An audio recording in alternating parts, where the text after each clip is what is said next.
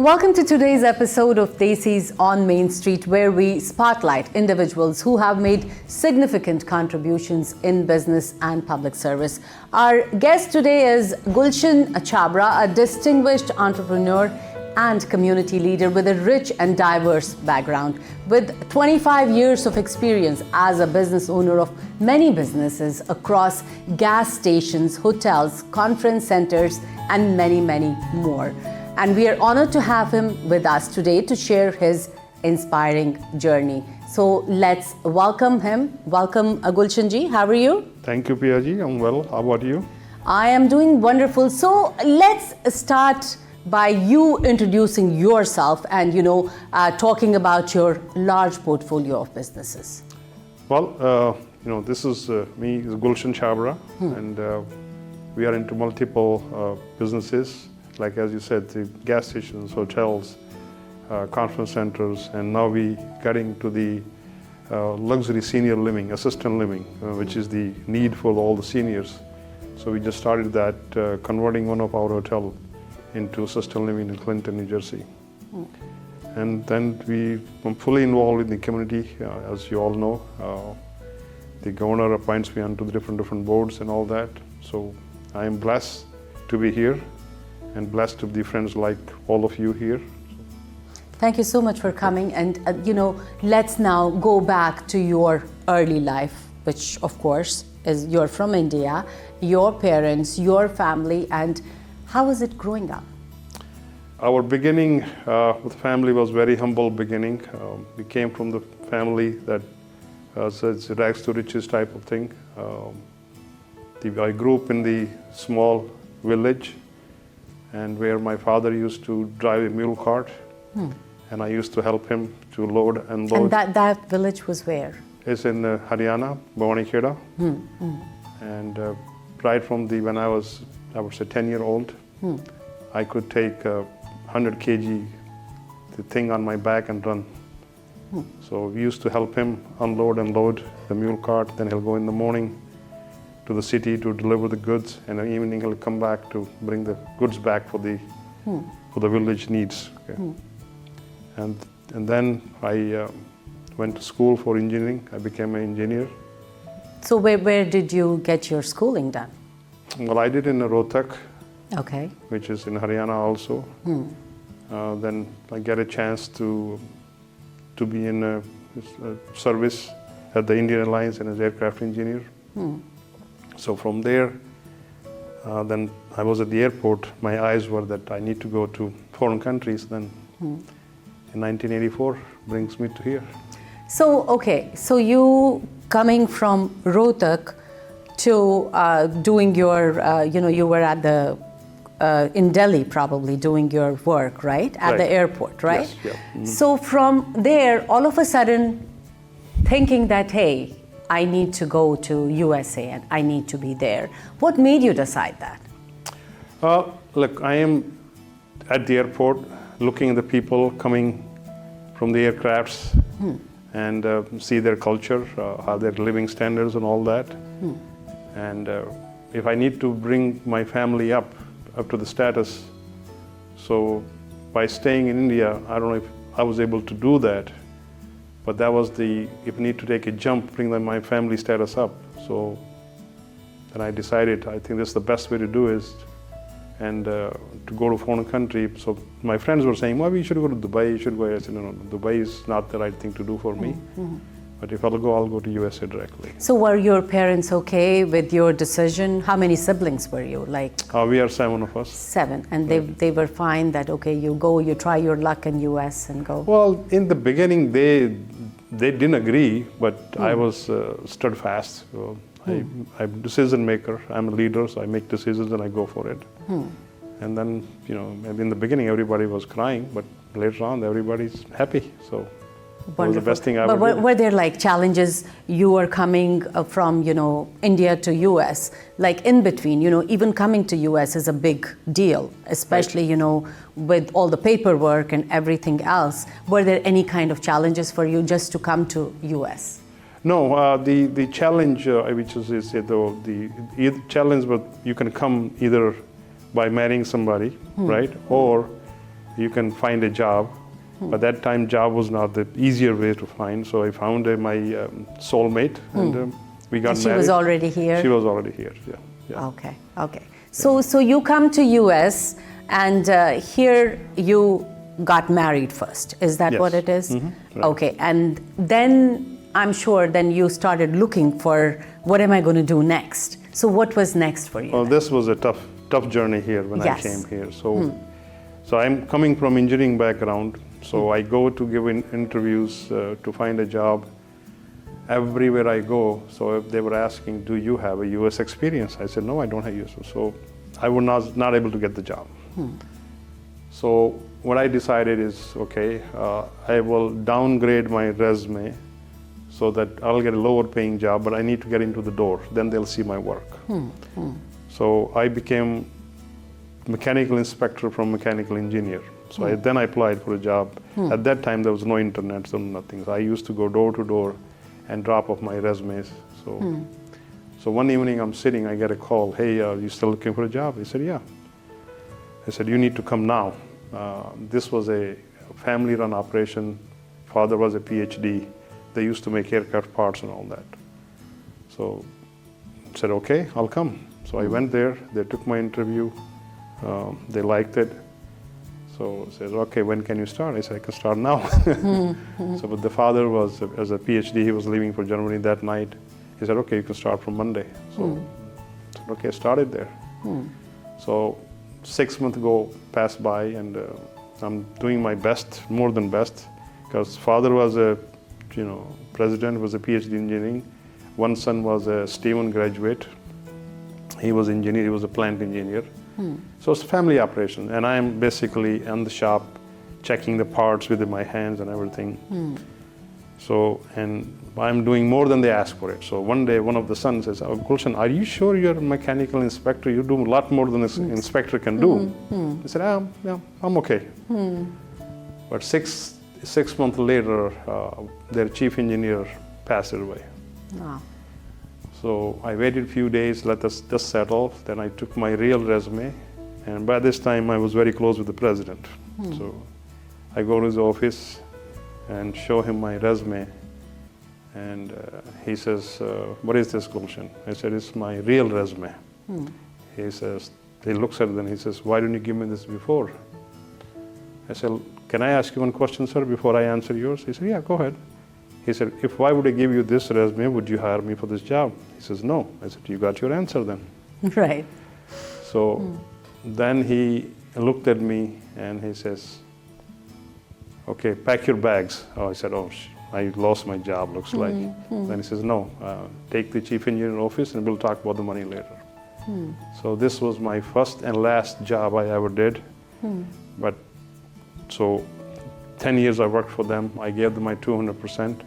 So that's basically my starting journey, and that's where it ended. And after that, I went on my own businesses. But so what made you decide that you want to do your own business, while as now this beautiful job had started, Right. and you would have definitely done well and everything would have been fine. But what made you decide?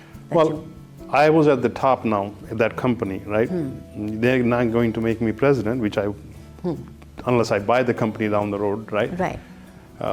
So I was at the top, and then the opportunity came to buy businesses on the side. So I still worked there another 2 years after I bought the businesses. Then we parted ways after that. But again, if you want to bring your family up to the ranks, jobs can give you so much. But I was not made for working for somebody else.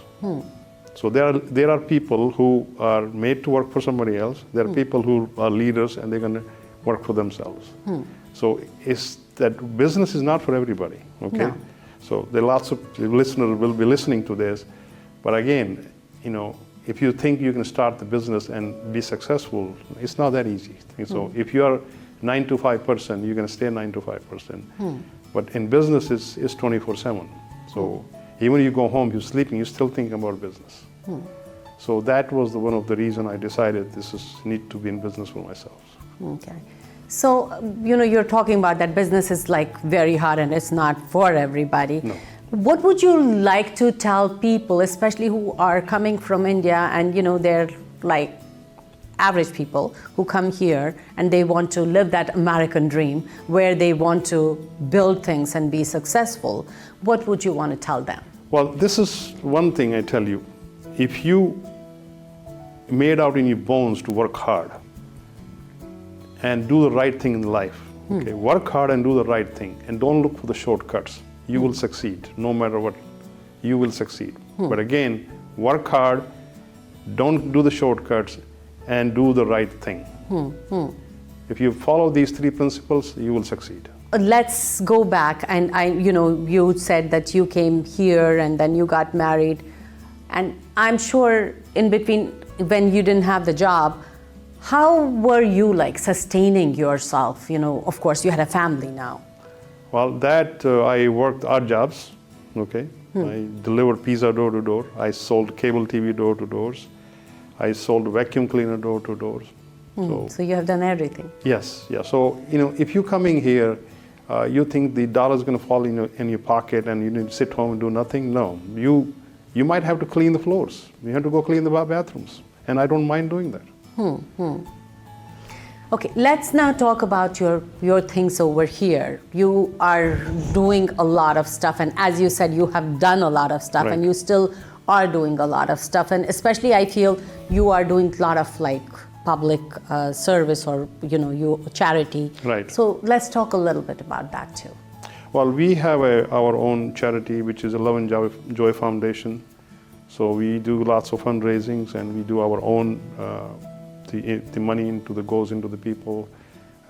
We have the children's. We did Haiti's, and we did the eye camps in India. So whatever comes our way, and then someone needs help, we are there for them. But what made you decide that, okay, we'll do the charity work?